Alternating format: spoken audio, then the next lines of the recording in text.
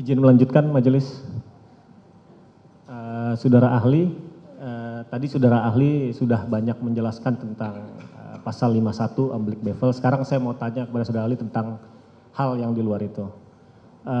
Pertanyaan saya yang pertama adalah tentang saksi pelaku yang bekerja sama dengan penegak hukum atau biasa disebut dengan justice collaborator.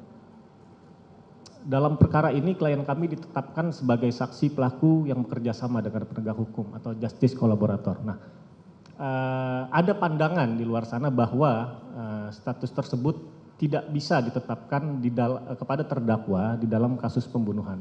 Nah, bagaimana pendapat dari saudara ahli terkait pandangan tersebut? Mohon dijelaskan. Baik, jadi sebenarnya adalah konteksnya lebih ke arah perlindungan terhadap saksi dan korban yang sebenarnya nggak ada kaitannya dengan penyertaan atau perluasan pertanggungjawaban pidana. Tapi kalau kita merujuk pada penjelasan pasal 5 ayat 2 dari Undang-Undang Perlindungan Saksi dan Korban, kita ketahui bahwa rumusan penjelasan itu sebenarnya nggak boleh mempersempit, memperluas atau menambah norma yang ada di dalam batang tubuh suatu undang-undang. Tapi paling tidak dalam penjelasan ini dikatakan bahwa ada tindak pidana dalam kasus tertentu yang disebutkan bisa berupa pelanggaran HAM berat, korupsi, pencucian uang, kekerasan seksual terhadap anak dan lain sebagainya. Tetapi dalam penjelasan terakhir ada frasa lain di situ yang tidak boleh dibaca secara parsial. Ya. Di sana dikatakan bahwa dan tindak pidana lain yang mengakibatkan posisi saksi dan atau korban dihadapkan pada situasi yang sangat membahayakan jiwanya. Berarti ini akan dinilai secara objektif oleh LPSK dalam memberikan perlindungan tadi. Oke. Nah, kemudian ada juga syarat-syarat yang ditentukan dalam pasal 28. Ada beberapa item itu. Di antaranya itu kan misalnya bukan pelaku utama dalam tindak pidana yang diungkapkan. Makanya saya tadi sampaikan sebenarnya nggak ada kaitannya ini perlindungan saksi dan korban dengan penyertaan tadi. Karena dua hal atau two something different ya. Nah, tapi poin menarik adalah di poin E dikatakan adanya ancaman nyata atau kekhawatiran, hanya kekhawatiran sifatnya subjektif mengenai terjadinya ancaman tekanan fisik atau psikis terhadap saksi pelaku atau keluarganya. Padahal kita tahu ya dalam Delneming tadi tidak ada saksi pelaku. Tapi ini dalam konteks perlindungan.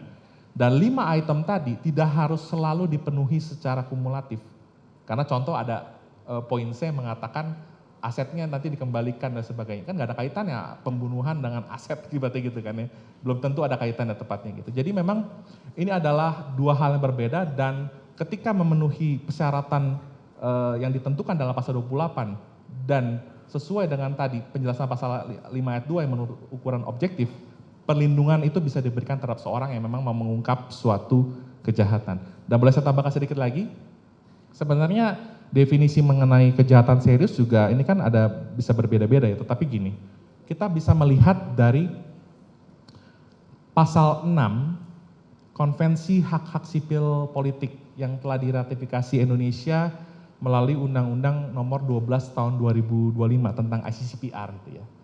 Jadi di pasal 6 ayat 1 itu dikatakan gini, di negara-negara yang belum menghapuskan hukuman mati, maka hukuman mati hanya dapat dijatuhkan terhadap beberapa kejahatan yang paling serius, the most serious crime, yang berlaku pada saat dilakukan kejahatan tersebut dan tidak bertentangan dengan Covenant atau konvensi tentang kejahatan genosida.